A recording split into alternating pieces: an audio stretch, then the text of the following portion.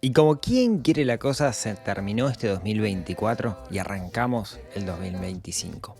¿Qué pasó este año financieramente hablando que puede impactar nuestro bolsillo? De eso vamos a estar hablando en este episodio. Mi nombre es Rodrigo Álvarez y esto es el podcast de Neurona Financiera.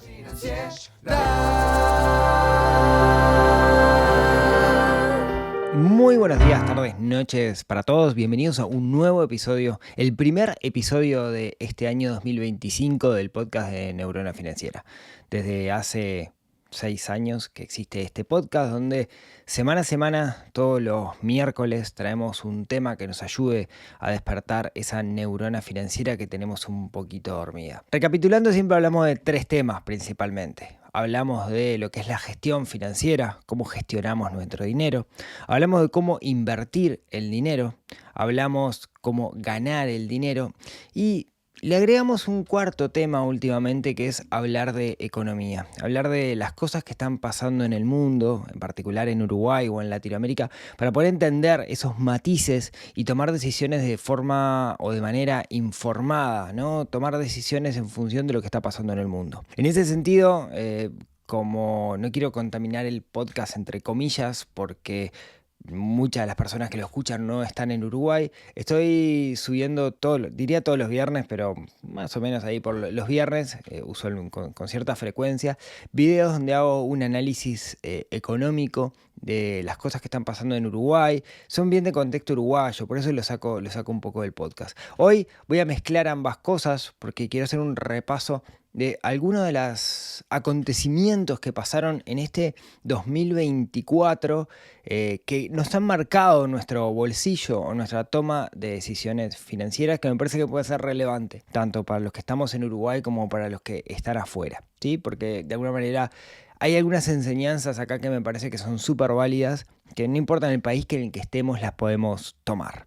Así que, así como Spotify hace el resumen de lo que más escuchaste en el año, todo el mundo está haciendo esto, parece joda, ¿no? El Rapid 2024. Vamos a hacer lo mismo, pero con las cosas financieras que han pasado. Así que quédate hasta el final, porque al final además voy a contarte alguna novedad de cosas que se vienen en Neurona Financiera para este 2025. Uno de los acontecimientos que pasó este año que nos han marcado, en particular de mitad de año hasta ahora, hablando de 2024, ha sido en Uruguay la subida del dólar.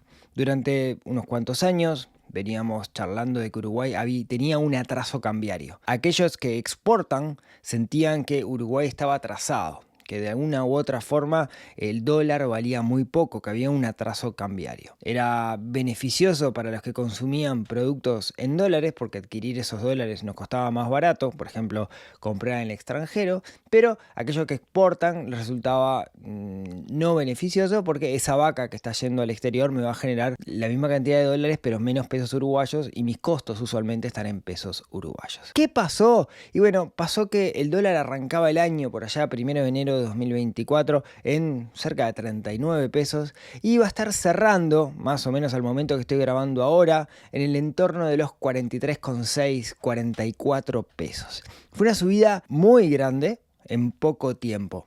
¿Cómo se explicó eso? Bueno, acá hay varias enseñanzas interesantes. Lo primero fue, a mitad de año hubo un pico, una subida del dólar mucho más pronunciada de lo que venía hasta ahora, y la explicación se da porque algunos fondos internacionales que estaban invertidos en Uruguay salieron a vender sus posiciones para justamente irse porque tenían miedo de que saliera la reforma del sistema de seguridad social en Uruguay que se plebiscitó en las elecciones. Yo tuve la oportunidad de hablar con aquellas personas que son las encargadas de ejecutar esas órdenes de venta en el mercado y definitivamente me confirmaron que eso estaba pasando, así que no fue un rumor de prensa, sino que sí estaba pasando, había fondos que se estaban yendo. Lo que no tengo claro si esos fondos volvieron. Ahora bien, lo que está pasando en este momento, lo que pasó en los últimos meses, en realidad está más asociado a Estados Unidos que al resto del mundo. ¿Qué quiero decir? O acá a nosotros, ¿no? Lo que ha pasado es que, y lo expliqué en un video hace relativamente poco, lo que ha pasado es que gana Trump las elecciones, anuncia medidas proteccionistas,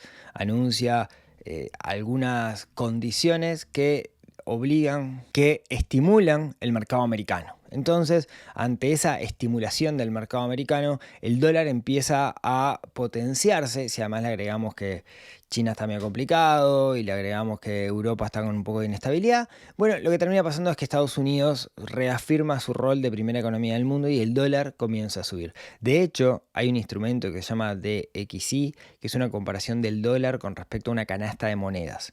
Arrancaba el año en 102 y la última vez que me fijé, hace poquito, estaba en 108, lo que demuestra que el dólar se ha fortalecido con respecto a la mayoría de las monedas del mundo. La pregunta que tenemos que hacernos es, ¿se podía predecir esto? ¿Podíamos predecir que el dólar iba a estar en casi 44 pesos a fin de año?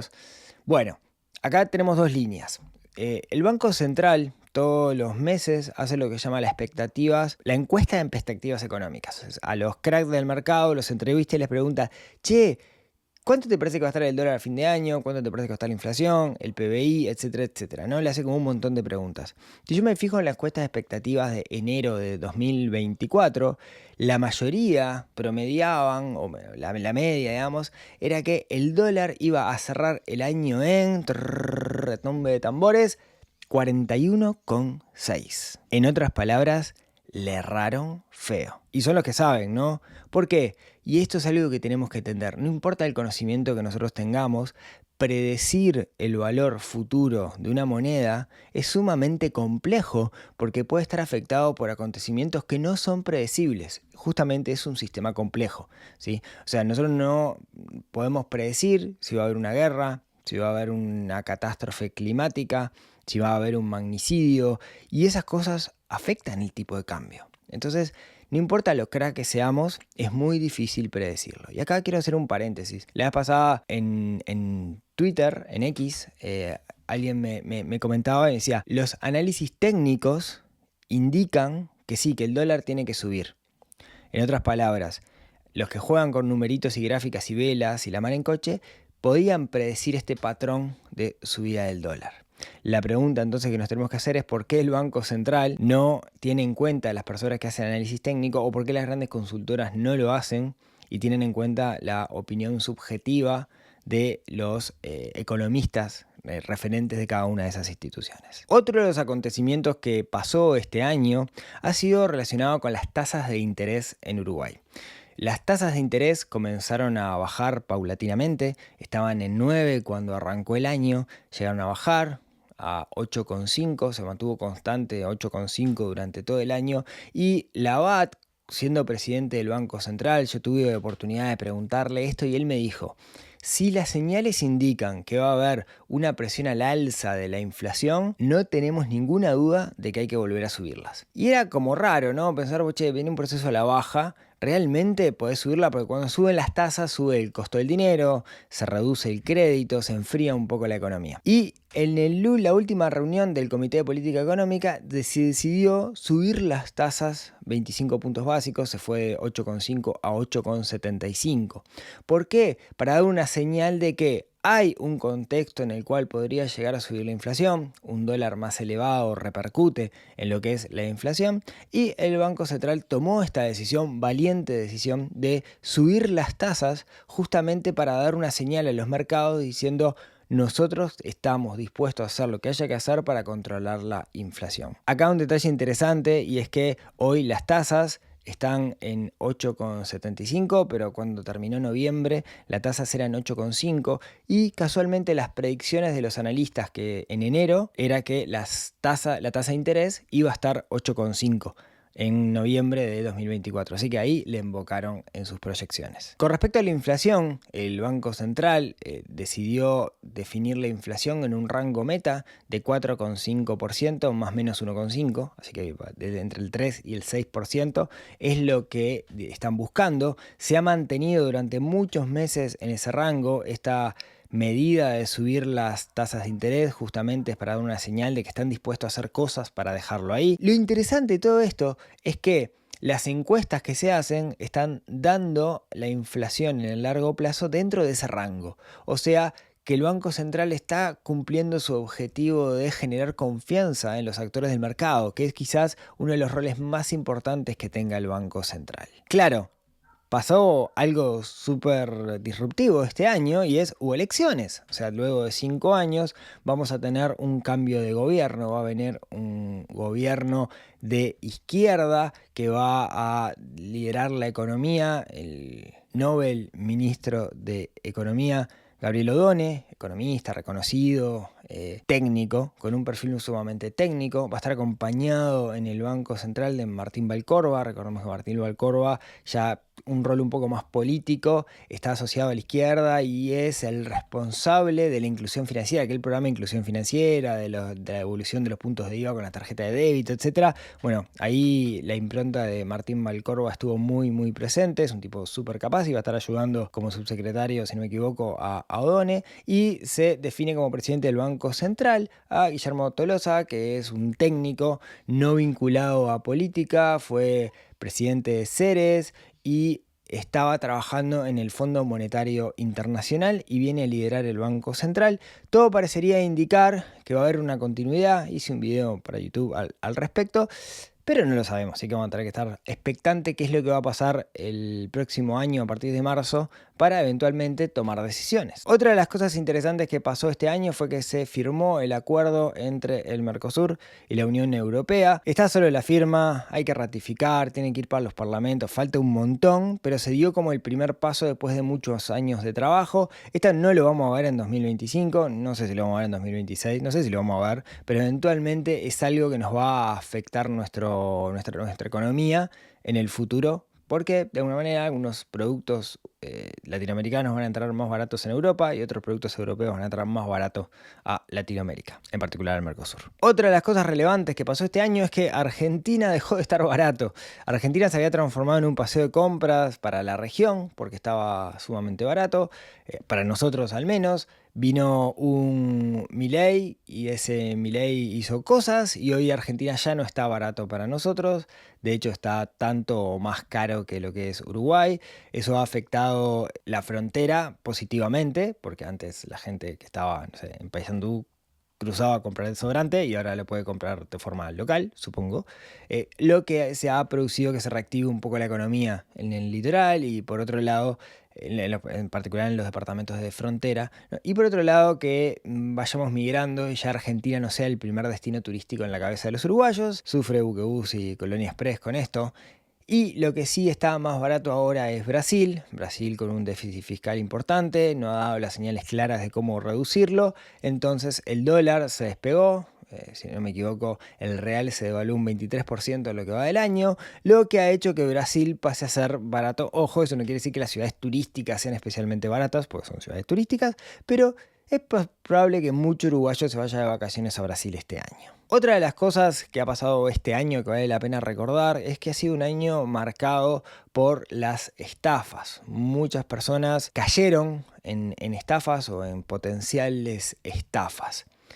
Si hablamos de eso, tenemos que hablar de lo que ha pasado con la industria ganadera. Primero fue una empresa llamada Grupo Larrarte, después República Ganadera, son de las más grandes, hay alguna más grande todavía que por ahora vive y lucha, pero que seguramente se la vea complicada el año próximo, en particular cuando los que tengan que renovar contrato decidan si renuevan el contrato o dejan la plata reinvertida, que era lo que solían hacer.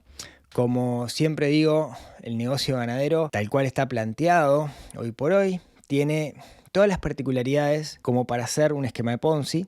Eso no necesariamente quiere decir que lo sea, pero cumple con todas las particularidades y hoy por hoy ya han 2 empresas y en el pasado había alguna más que tuvieron corridas, mucha gente quiso sacar el dinero al mismo tiempo y eso produjo una suerte de crisis que hizo que las empresas terminaran incumpliendo con sus pagos, haciendo un plan de financiamiento, etc. Voy a hacer algún episodio específico al respecto más adelante cuando un poco estén más calmadas las cosas, porque hoy estamos como en plena crisis, si se quiere, intentando ver qué es lo que va a pasar, pero es súper importante ya que hay algo que tenemos que capitalizar dentro de esta experiencia y voy a hacer un episodio específico sobre el tema en el futuro. Otra de las cosas interesantes que pasó este año fue que empezaron a aparecer más instrumentos para minoristas. Instrumentos del sistema financiero, regulado por el sistema financiero, regulado por el Banco Central, auditados,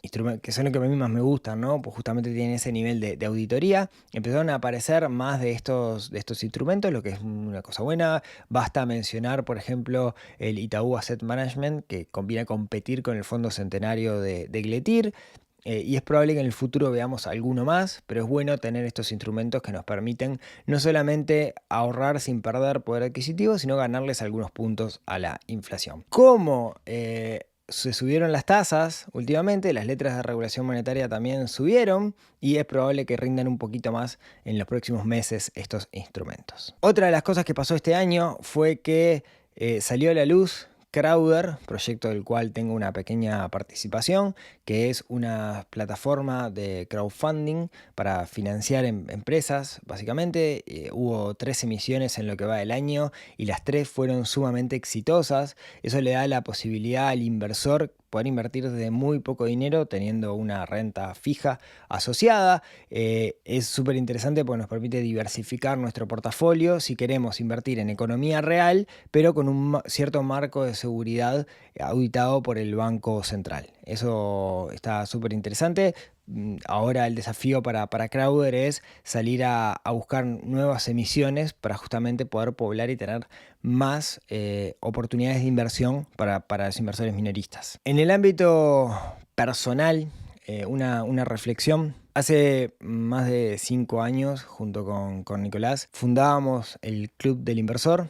Originalmente era un proyecto educativo que se fue transformando en algo distinto, más asociado al mundo de los negocios. Ha ido cambiando el Club del Inversor su perfil y ha llegado a un punto en el cual yo ya no me siento tan identificado. De hecho, Neurona Financiera nace bajo la premisa que el dinero no sea un factor de estrés, y algo que está pasando con el Club del Inversor, que el dinero es el centro. Y no es lo que yo quiero. Por eso tomé la decisión de ceder mi participación dentro del Club del Inversor y ya no es mi emprendimiento, ya no soy parte del Club del Inversor. Fue una decisión muy difícil, pero tomada muy a conciencia, partiendo de la base de que uno tiene que hacer aquello en lo que cree y orientado en valores. Y hoy no me representa lo que es el Club del Inversor, justamente porque lo siento como que está corriendo muy atrás de la plata y no es la idea de mi proyecto Neurona Financiera. Así que en este 2025 me voy a enfocar de lleno en Neurona Financiera, en esto.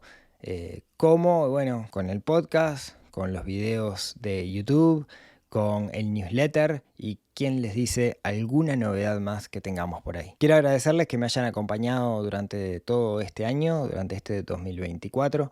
Espero que este resumen de acontecimientos les recuerde todo lo que pasó durante este año y les deje alguna lección que pueden capitalizar. Espero me sigan acompañando este 2025. Prometo mucho más y mejor este año, mucho más foco en aportar valor y en que todos ustedes, todos los que están detrás, puedan despertar esa neurona financiera que tiene un poquito dormida. Y tenemos que despertar para ser personas más difíciles, dejar de lado el estrés y llegar a ese lugar deseado que yo le llamo más allá del dinero. Muchas gracias por este año y prometo mucho más para el año próximo. Chau, chau.